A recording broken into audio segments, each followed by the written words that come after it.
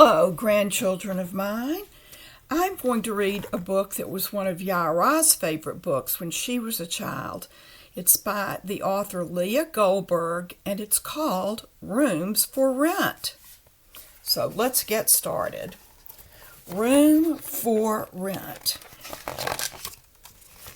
And there's the title page. Oh, look at all those animals. Here we go. In a sunlit valley between meadow and sky stands a fine old house that's 5 stories high. On the first floor is a Cornish hen, heavy and stout. All day long she lazes about.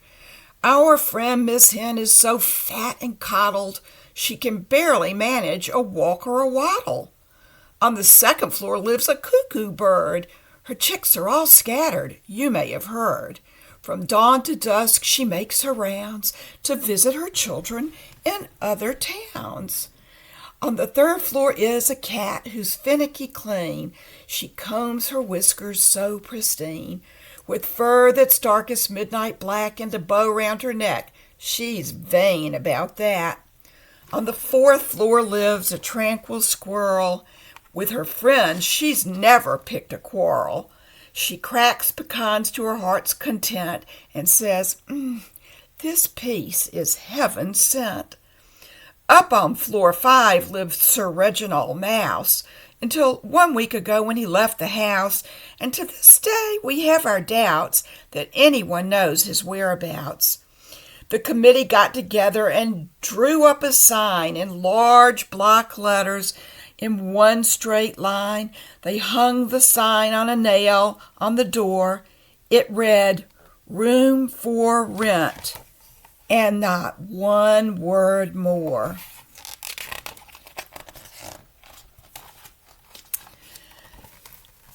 By highway and byway, past hills and down dales, new tenants came knocking, telling their tales. First was Miss Ant. She marched up to floor 5, opened the door, and peeked inside. The neighbors all gathered around to spy as Miss Ant checked the place with a critical eye. They asked her politely if the rooms were all right. Perhaps she would like to stay for the night. Are the rooms nice? Yes, they'll suffice. Will the kitchen do? It's just right, too. Do you like the hall? It's fine, that's all. So come live with us, Miss Ant. I can't. Why not? The ant replied in a nasty gripe, Sorry, but the neighbors just aren't my type. A hard-working ant can hardly reside with a hen whom she cannot abide.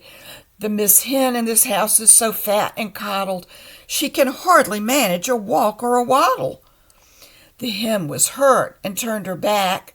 Miss Ant went away, no need to unpack. As soon as she'd gone, in bounded Miss Rabbit. She bounced up the stairs, as was her habit. She read the sign and took a long look. Her soft, furry ears quivered and shook. The neighbors all gathered around to spy as the rabbit checked the place with a critical eye. They asked her politely if the rooms were all right. Perhaps she would like to stay for the night. Are the rooms nice? Yes, they'll suffice. Will the kitchen do? It's just right, too. Do you like the hall? It's fine, that's all. So, Miss Rabbit, please stay. No way. I'm sorry, she gasped, but to make it short, the neighbors are simply not the right sort.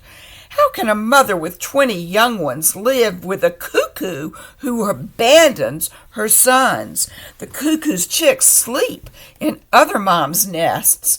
She abandons each one along with the rest. What kind of example is that to set for my brood? Don't beg me to stay. I'm not in the mood.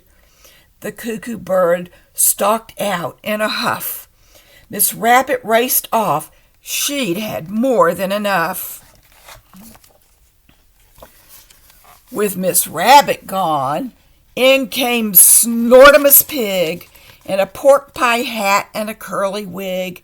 He read the sign, "Room for rent," tumbled inside, and up he went. His tiny eyes peered at the ceiling and the floor, the windows and walls, while he stood at the door. The neighbors all gathered round to spy as the pig scanned the place with a critical eye. They asked him politely if the rooms were all right. Perhaps he would like to stay for the night. Are the rooms nice? Yes, they'll suffice. And the kitchen, what do you say? Far too clean, but okay. Do you like our hall? It's fine, that's all. Then, Snortimus, will you remain? Heavens no, I must complain. The neighbors are not to my taste, I'm afraid. There's been a huge error, a mistake has been made. Me in the same house as a cat with black fur? A white thoroughbred pig cannot live next to her. The neighbors did not remain silent for long. "Get out of here, pig," they cried. "Scoot! Run along! You're the mistake. You're the one who's all wrong." "Goodbye," grunted Snortimus, tossing his tail. Then in waltzed a honey-voiced nightingale. The nightingale sang a melodious song as she flew up the staircase. It didn't take long. She read the sign and opened the door, examined the walls, the ceiling, the floor. The neighbors all gathered around to spy as the nightingale gazed with a critical eye. They asked her politely if the rooms were all right. Perhaps she would like to stay for the night. Are the rooms nice? Yes, they'll suffice. Then the kitchen will do? It's just right, too. Then stay with us, please. No, I won't stay or ask for the keys. The neighbors are dreadful, as everyone sees. How can I enjoy my peace and quiet when that squirrel downstairs is creating a riot? She cracks those nuts the whole day through. The noise is worse than in a zoo. My delicate ears need a beautiful tune, not a quarrelsome racket that makes me swoon. The squirrel flinched and took offense. The nightingale flew off over the fence. With the nightingale gone, in floated the dove. She flitted and fluttered to the top floor above. She read the sign and opened the door, examined the walls, the ceiling, the floor. The neighbors all gathered around to spy as the dove glanced about with a critical eye. They asked her politely if the rooms were all right. Perhaps she would like to stay for the night.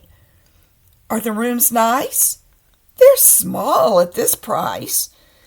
Will the kitchen do? It's narrow, that's true. The hallway, is it roomy? It's dark and gloomy. So you won't stay with us? "Oh, yes, I will," cooed the dove. "And in fact, I would love to live here among you.